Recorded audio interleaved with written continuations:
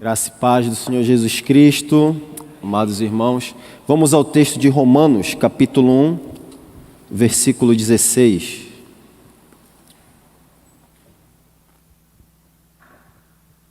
Romanos, capítulo 1, verso 16.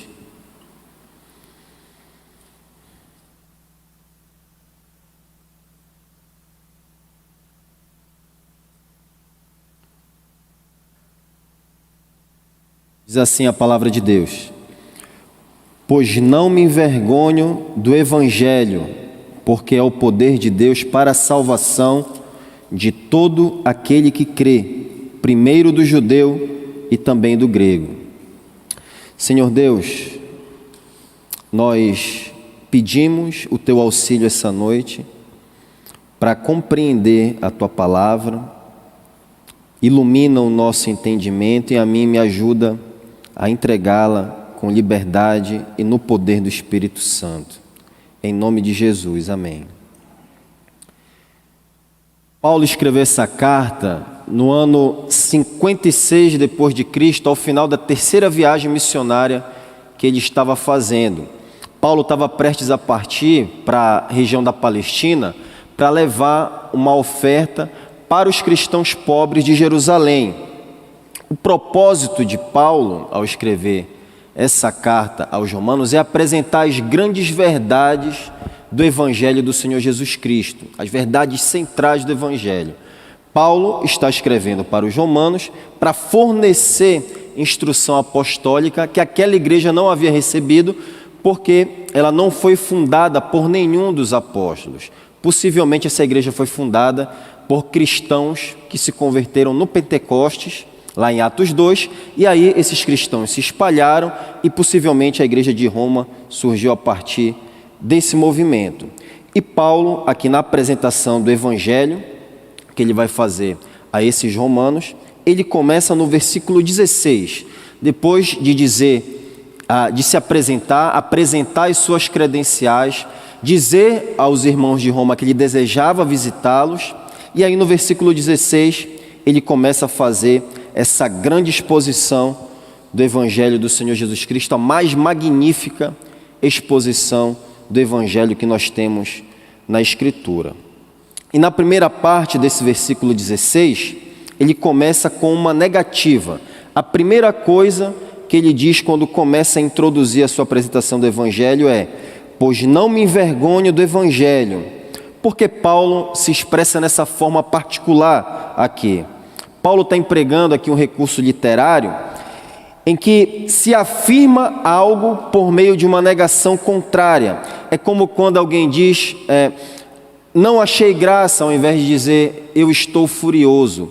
Paulo está fazendo semelhante aqui, fazendo parecido. Em outras palavras, o que Paulo está dizendo é, eu me orgulho do Evangelho. Isso é parecido, semelhante ao que ele diz aos Gálatas, lá no capítulo 6, versículo 14. Acompanhe na sua Bíblia. Gálatas 6,14. Ele diz aos Gálatas: mas longe esteja de mim gloriar-me, senão na cruz de nosso Senhor Jesus Cristo. O que ele está dizendo é que ele se orgulhava do Evangelho, ele se orgulhava da pregação da cruz de Cristo. Mas, em Romanos 1,16, Paulo prefere colocar isso em termos negativos.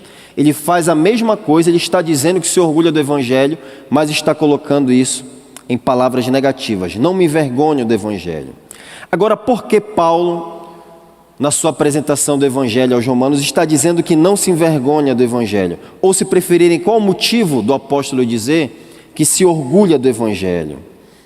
O objetivo de Paulo aqui não é meramente falar sobre si mesmo, se auto-recomendar, elogiar-se a si mesmo. Não é isso que Paulo está fazendo aqui. O apóstolo não era esse tipo de homem. Paulo foi crucificado com Cristo, ele crucificou o ego dele com Cristo. Ele diz lá em Gálatas 2,20. Na opinião de Paulo, era loucura, insensatez, gabar-se de si próprio, das suas credenciais, das suas experiências. Ele diz isso em 2 Coríntios 11, capítulo 1. Tudo o que Paulo diz em suas cartas, ele o diz como pastor, fala como um pastor para a sua igreja, com o objetivo de ajudar os irmãos, de edificar a igreja, de fortalecer o corpo de Cristo. E penso que é exatamente isto que ele está fazendo com os membros aqui da igreja de Roma. Havia crentes romanos, meus irmãos, que de algum modo estavam sendo tentados a se envergonhar do Evangelho. Até mesmo Timóteo, que era um pastor, foi tentado a se envergonhar do Evangelho. Timóteo foi tomado, quando a perseguição iniciou aos cristãos, Timóteo foi tomado por um espírito de covardia por causa dessa perseguição, e Paulo, inclusive, estava preso. Paulo, no entanto, exorta Timóteo, dizendo a ele o seguinte, 2 Timóteo capítulo 1, versículos 7 e 8. 2 Timóteo 1, versículos 7 e 8. Deus não nos tem dado, Timóteo, espírito de covardia, mas de poder, de amor e de moderação. Não te envergonhes, o que ele está querendo dizer, tenha orgulho, portanto, do testemunho de nosso Senhor. Não te envergonhes, portanto, do testemunho de nosso Senhor, nem do seu encarcerado, que sou eu. Pelo contrário, participa comigo dos sofrimentos a favor do Evangelho. Nesse mesmo capítulo, então, no versículo 12, o apóstolo vai empregar a mesma figura de linguagem, uma litote que ele usou com os romanos, para exortar Timóteo a se orgulhar do Evangelho. Paulo realmente estava sofrendo aqui nessa ocasião, estava padecendo sob a perseguição, mas ele diz a Timóteo, aí no versículo 12, desse primeiro capítulo da segunda carta de Timóteo, ele diz, não me envergonho, aqui a mesma forma que ele usou em Romanos 1,16, porque sei em quem tenho crido. Todo o primeiro capítulo dessa carta aqui a Timóteo é um encorajamento para Timóteo se orgulhar do Evangelho, para Timóteo não se acovardar, apesar das perseguições e sofrimentos que estavam ficando cada vez mais intensas ali na era apostólica. E entendo que Paulo está fazendo algo parecido aqui com os cristãos de Roma. É como se o apóstolo dissesse a estes cristãos romanos, orgulhem-se do Evangelho, meus irmãos de Roma, pois Deus não nos deu espírito de covardia. Mas por que estes cristãos romanos estavam sendo tentados a se envergonhar do Evangelho? Penso que há razões gerais e particulares por que esses romanos estavam se envergonhando do Evangelho. As gerais são comuns a todas as pessoas. Por causa da queda, meus irmãos, existe uma tendência generalizada de todos os homens a se envergonhar do Evangelho. Primeiro, porque a mensagem da cruz é escândalo e loucura para a nossa natureza pecaminosa e intelectualmente soberba. Paulo diz isso lá em 1 Coríntios 1, 27. Paulo diz também, no segundo capítulo de 1 Coríntios, versículo 14, que o homem natural não pode entender o Evangelho, não pode entender as coisas espirituais, porque elas se discernem espiritualmente. O Evangelho de Cristo, em outras palavras, é uma ofensa à razão, ao entendimento, à sabedoria arrogante e caída deste mundo. Aderir ao cristianismo, para alguns, é suicídio intelectual. O homem mundano considera ridícula, desprezível, toda essa ideia de pecado de Adão, de Eva. Eles zombam da ideia de que Jesus é Deus, que veio a esse mundo para morrer pelos nossos pecados e ressuscitou 3 dias depois. Eles acham tudo isso ridículo. Dizem que o inferno é apenas uma invencionice da igreja para amedrontar os fiéis e para controlar o povo, para exercer domínio sobre eles. Isso, o Evangelho, é total loucura para o homem natural, porque o coração dele está cheio de orgulho. O homem natural não vê beleza nem formosura no nosso Senhor Jesus Cristo. Quando alguém fala nesses termos aqui, quando alguém ridiculariza o Evangelho, está apenas demonstrando que está cego espiritualmente, que é um filho do diabo, que tem vergonha do Evangelho e, portanto, está sob a ira de Deus. Além dessa primeira razão geral, eu creio que a principal razão geral do homem natural se envergonhar do Evangelho é porque ele odeia a santidade. O verdadeiro Evangelho é santificador. O O verdadeiro evangelho não vai permitir que os homens vivam em seus pecados.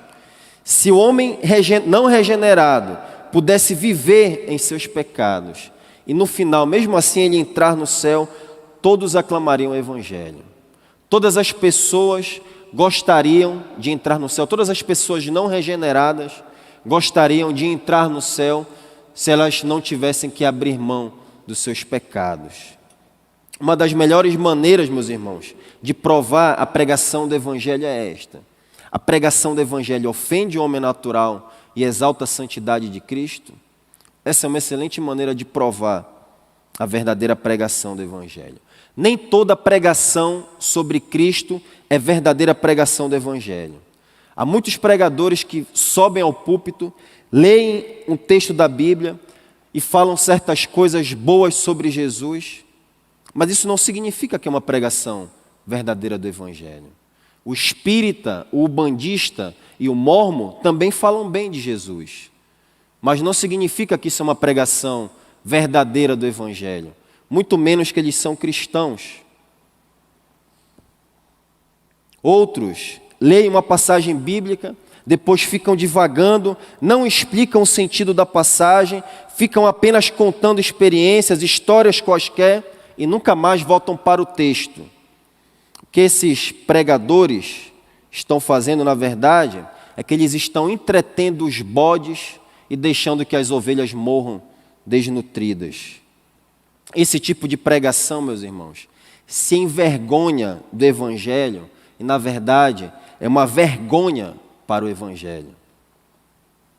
O verdadeiro evangelho ofende o homem natural, repito, o homem que está morto em seus delitos e pecados e exalta a Cristo como a única maneira de um homem estar presente na presença de um Deus santo e justo.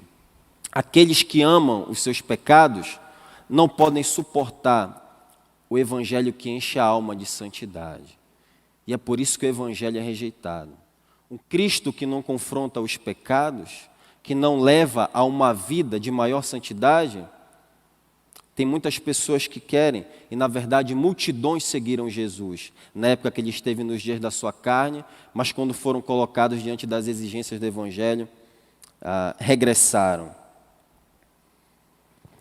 Essas pessoas dizem, meus irmãos, se eu virar crente eu terei que parar de beber, terei que parar de fumar, não poderei mais ir para festas, terei que parar de fornicar, de fazer sexo fora do casamento, terei que romper minhas amizades ímpias, terei que abrir mão disto e daquilo, e nunca vem a Jesus Cristo. É por essa razão, porque as pessoas amam os seus pecados, que muitos se vergonham do evangelho do nosso Senhor Jesus Cristo. Mas além dessas questões gerais, aqui havia também questões particulares relacionadas ao contexto do Império Romano, que estavam exercendo pressões nos cristãos romanos para que eles se envergonhassem do evangelho. A ridicularização e a calúnia foram as principais armas de ataque dos inimigos do evangelho. Os romanos, meus irmãos, consideravam rudes e sem cultura os nossos irmãos cristãos. Consideravam que eles eram canibais, por exemplo, porque eles participavam da ceia do Senhor, porque eles observavam, participavam do corpo e do sangue do Senhor Jesus, e eles entendiam, os inimigos do evangelho, isso literalmente acusavam os cristãos de canibalismo. Nossos irmãos crentes também daquela época foram acusados de deslealdade ao Estado, porque eles se recusavam a prestar culto a César. E naquele contexto, ser um cristão era assinar um atestado de óbito. E o que a igreja moderna faz com Romanos 10, quando diz, se você confessar com a sua boca e crer em Jesus Cristo no seu coração, crer que Ele ressuscitou dos mortos, você será salvo. E a igreja moderna pega esse versículo, coloca apenas que a salvação é por conta de uma confissão positiva, sem considerar que quem fazia essa confissão na igreja de Roma tinha o seu pescoço decapitado, como aconteceu com Paulo, anos mais tarde. Os pagãos também acusavam os cristãos de ateus, porque eles recusavam todos os deuses da mitologia cristã. Eles adoravam somente um Deus. Eles eram acusados também de ateísmo. Então o preço de seguir a Cristo no Império Romano, repito, era elevadíssimo. Era assinar um atestado de óbito. E os homens ímpios sempre tropeçam nisso e se envergonham do Evangelho, porque estão mais dispostos a agradar as pessoas, ser politicamente corretos, preservar o status quo, manter a respeitabilidade social, ao invés de agradar a Deus em primeiro lugar e acima de tudo. Infelizmente, meus irmãos, muitos cristãos modernos têm se envergonhado do Evangelho ao apoiar aborto, ideologia de gênero, linguagem neutra e baboseiras politicamente corretas, ao invés de defender os valores bíblicos. Muitos cristãos têm se envergonhado do Evangelho ao colocar a tradição acima do Evangelho, acima da verdade da Escritura. E estes, na verdade, são uma vergonha para o Evangelho, porque diluem a verdade da Escritura. Nós temos considerado aqui, então, a razão do apóstolo ter usado essa forma particular de expressão, não me envergonho do Evangelho. A finalidade aqui era encorajar os cristãos romanos a não cederem às pressões multilaterais para se envergonhar do Evangelho. Mas eu creio que seja correto acrescentar mais uma razão pela qual o apóstolo diz para os cristãos romanos não se envergonharem do Evangelho. E essa razão é que o próprio apóstolo Paulo experimentou o que é ser tentado no sentido de se envergonhar do Evangelho. Eu não estou dizendo que o apóstolo se envergonhou do Evangelho. Estou dizendo que ele foi tentado a se envergonhar, bem como qualquer um de nós está sujeito. Mas, sem dúvida, o apóstolo Paulo foi tentado de uma maneira muito mais intensa do que nós nessa questão. Por causa da pregação do Evangelho, meus irmãos, Paulo sofreu rejeições severas e perseguições. Paulo, mais do que qualquer outro cristão, sabe o que é sofrer perseguição. Paulo foi preso em Filipos, expulso de Tessalônica, contrabandeado para fora de Damasco e Bereia, zombado pelos intelectuais de Atenas, considerado um tolo em Corinto, além de apedrejado e deixado para morrer em Listra. Apesar dessas pressões esmagadoras no apóstolo Paulo, ele não se envergonhou do Evangelho. O apóstolo superou essa tentação, essas pressões, e agora ele diz deliberadamente aos cristãos romanos que estava fervorosamente disposto a pregar e a ensinar o Evangelho em Roma, o centro do mundo, a principal potência da época, a capital do império pagão que governou praticamente todo mundo conhecido da época. Paulo não se intimidou, porque ele tinha um senso de dívida para com o mundo que ele diz no primeiro capítulo dessa carta, e ele diz com autoridade, não me envergonho do Evangelho. Mas como é que Paulo superou essa tentação de se envergonhar do Evangelho? Ele nos diz na sequência do versículo 16, Romanos 1,16, porque é o poder de Deus para a salvação de todo aquele que crê, primeiro do judeu e também do grego. Nesse trecho aqui, nós temos o termo vital para toda atitude de orgulho de Paulo em relação ao Evangelho. O termo poder aqui é traduzido pela palavra grega dunamis, da qual deriva o termo moderno dinamite. Por essa razão, alguns pregadores dizem aqui que o que Paulo está realmente dizendo é que o Evangelho funciona como uma dinamite de Deus em nossa vida. Esse poder entra no coração humano e explode, transformando a nossa vida para melhor. Eu não discordo que o Evangelho, de fato, age no nível do coração e, de fato, transforma o homem. Mas interpretar o texto dessa maneira é violar o real sentido do texto, ao dizer que a ideia de poder que Paulo tem em mente, escrevendo aos Romanos, lá no primeiro século, é semelhante à de uma dinamite que só foi inventada no século XIX. Na verdade, o poder de Deus aqui que Paulo está falando é exatamente o oposto da ideia de poder humano. Os romanos se vangloriavam do seu poder bélico, um poder destruidor, a força pela qual eles conquistaram o mundo, a força pela qual eles avançavam, alargavam, ampliavam o império. Começou como um reino, depois se converteu em república e, finalmente, virou um dos maiores impérios da história do mundo. Milhões de pessoas, na época do apóstolo Paulo, habitavam o território romano. E o Império Romano também se orgulhava do seu poder intelectual, era um centro de difusão cultural, e ali estavam reunidos poetas, filósofos, juristas, historiadores, o centro do saber estava ali em Roma. Roma era uma megalópole, era uma grande cidade. Os povos que eram conquistados nas batalhas romanas eram agregados ao império e as melhores pessoas, bem como também as piores, eram trazidas para agregar nesse império.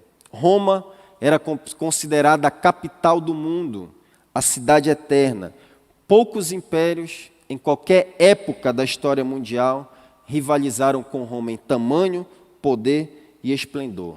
Mas apesar de toda essa glória, toda essa sofisticação de Roma, a vida moral dos habitantes de Roma era tão suja quanto a cloaca máxima, o famoso sistema de esgoto romano.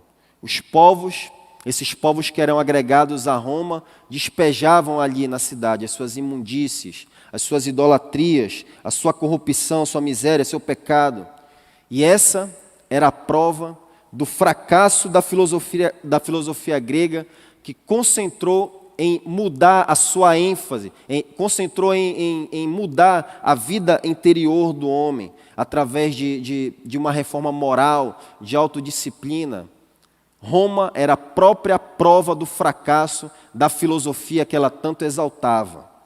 O filósofo estoico grego, Epíteto, chamou sua sala de aula do hospital para as almas doentes. Outro filósofo grego chamou seu ensino de o remédio da salvação.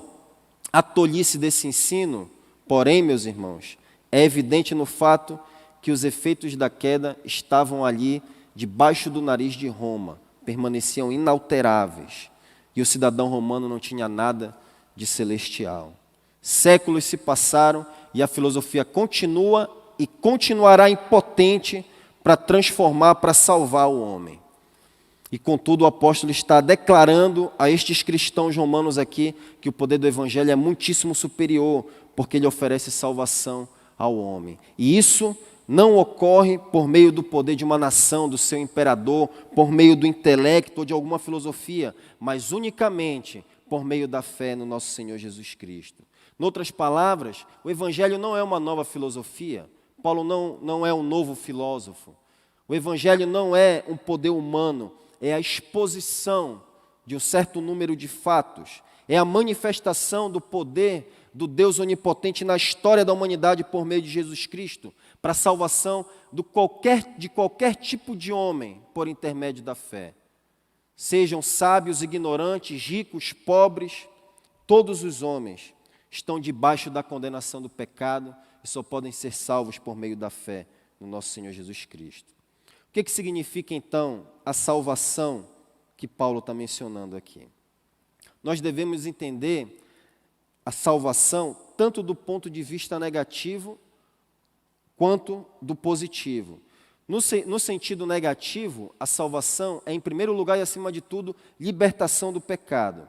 É uma libertação completa da culpa, do poder e da corrupção do pecado. Essa salvação do Evangelho traz tudo isso, é tríplice, e será consumada completamente no futuro. Nós estamos sendo salvos, e ela se consumará de uma vez por todas, na glória por vir. E por isso, diz Paulo, não me envergonho do Evangelho. Podem zombar, podem escarnecer, podem ridicularizar a minha mensagem, mas é uma mensagem libertadora, que nos livra do pecado, da escravidão que começou no Éden. O Evangelho que é a solução para a queda da humanidade. E é esse argumento que o apóstolo vai desenvolver do versículo 18 até praticamente o final da carta. Agora, no sentido positivo, a salvação nos introduz num relacionamento de paz com Deus e, em consequência disso, na vida eterna. E essa salvação nos dá esperança da glória, nos garante a glória por vir. Paulo diz isso lá em Romanos 5:1 e no capítulo 8 de Romanos, a partir do versículo 24. Isso significa, meus irmãos, que nós nunca podemos pensar em salvação apenas em termos de perdão de pecados, de reforma moral ou alívio de um problema emocional. O Evangelho pode sim libertar, pode sim fazer tudo isso, e geralmente o faz, mas isso é apenas o começo. Isso apenas nos conduz a algo ainda mais maravilhoso, mais glorioso, que é a comunhão com Deus. Porque a tragédia que ocorreu no Éden foi que o homem foi separado de Deus, ele perdeu comunhão com Deus. O companheirismo, a amizade, o relacionamento em paz com Deus é a maior bênção da salvação. Essa é a maior bênção do Evangelho. Estar novamente num relacionamento com Deus. O indivíduo pode parar de beber, de fumar, superar a depressão, reformar o casamento, frequentar assiduamente uma igreja, mas se ele não estiver no novo relacionamento com Deus, se ele não tiver paz com Deus por meio de Jesus Cristo, ele não pode dizer que é salvo. Enquanto o companheirismo, a paz com Deus, não for restabelecida por meio de Jesus Cristo, enquanto ele não estiver em Cristo, enquanto ele não estiver totalmente rendido a Cristo, ele não pode dizer que ele passou por uma experiência de salvação. Porque isso daqui é parte essencial da salvação. Então, não podemos dizer que há salvação à parte do nosso Senhor Jesus Cristo. É essa grandeza e amplitude da salvação a razão de Paulo se orgulhar do Evangelho, de se gloriar nele. É essa grande verdade que Paulo gosta de pregar, e ele próprio experimentou esse magnífico poder do Evangelho. E é por isso que ele quer visitar estes cristãos romanos. Paulo deseja vê-los, está ansioso para estar com eles, para dizer para eles como eles podem ser salvos. Assim como ele, o principal dos pecadores, também foi. Se há salvação para Paulo, há salvação para qualquer pessoa. E esse poder do Evangelho abalou Paulo na estrada de Damasco.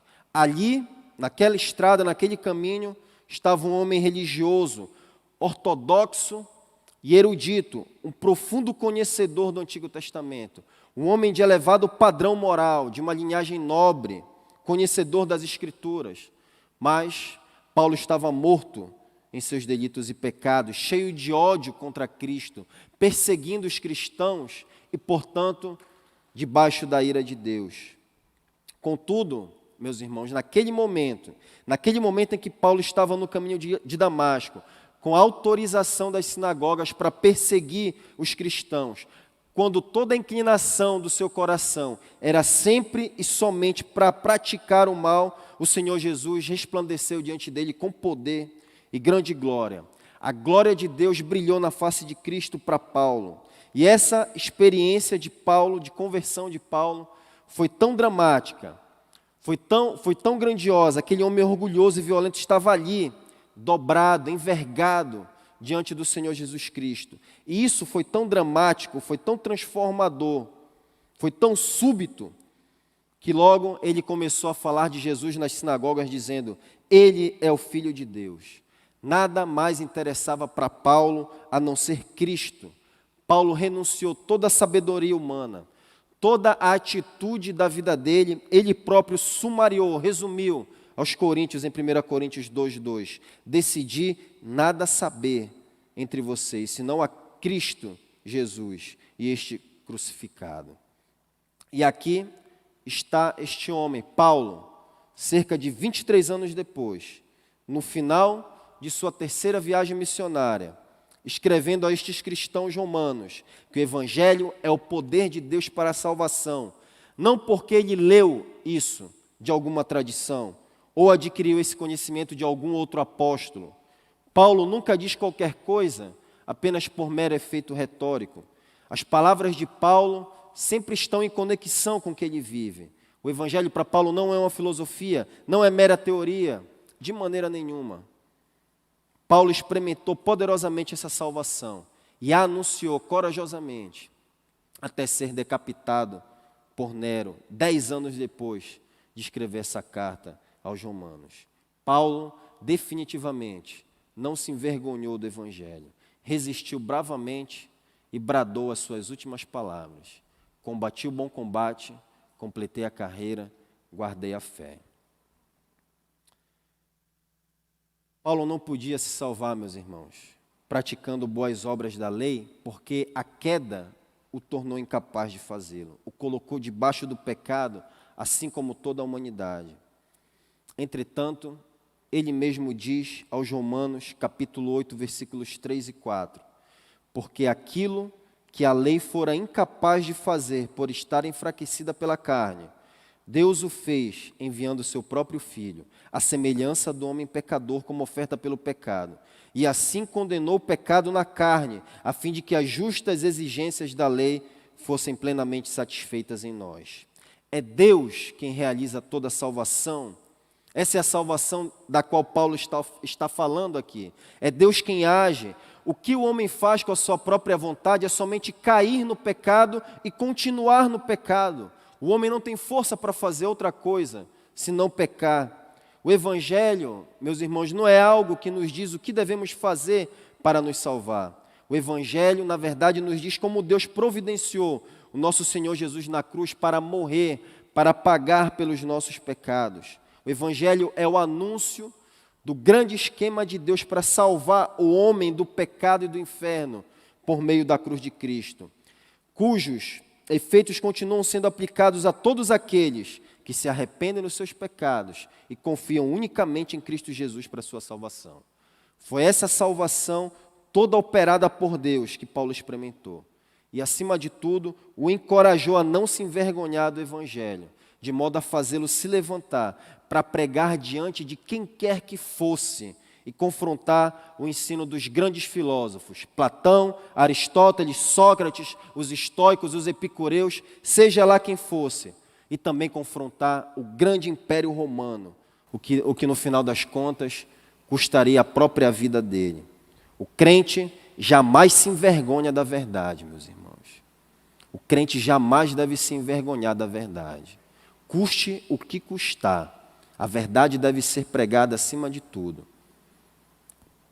A paz, se possível, a verdade a qualquer preço, disse Martinho Lutero.